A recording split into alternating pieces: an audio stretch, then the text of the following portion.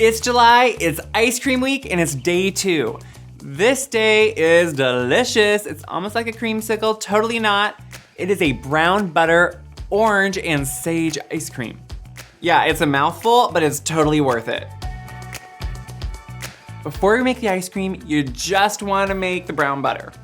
If you don't know me or haven't heard a lot of my videos, you may not know that I love brown butter. Brown butter is just a gift. It takes butter, which is, yes, of course, delicious, and makes it even better.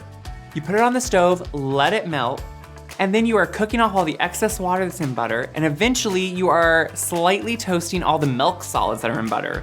So you get this toasty, nutty, aromatic butter that is full of flavor and really just takes on a completely different life, so it's worth it.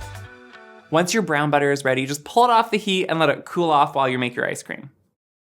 Once you have the perfect ice cream base that you love, it is so easy to start experimenting with different flavors. My ice cream base couldn't be any easier, and they're pretty much all the same.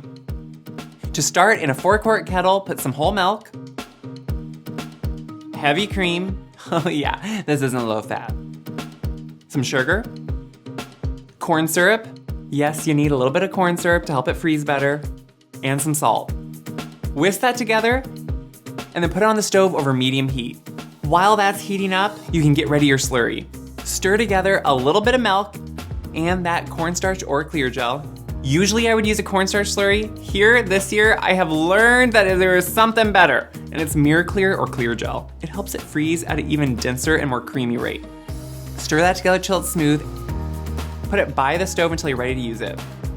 Once your milk mixture is coming to a boil, you can pull it off the heat, slowly stir in your slurry,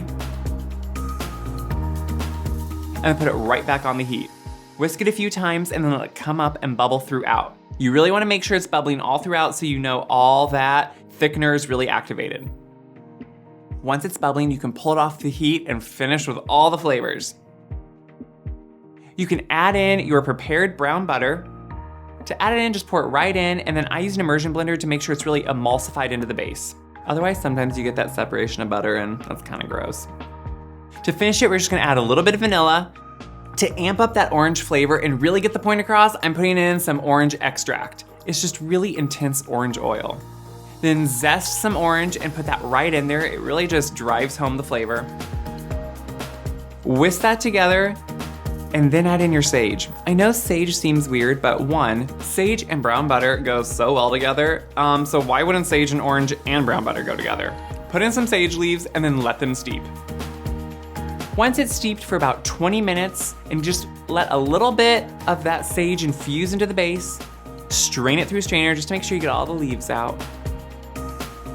Then put it into a container and chill it until it's well chilled.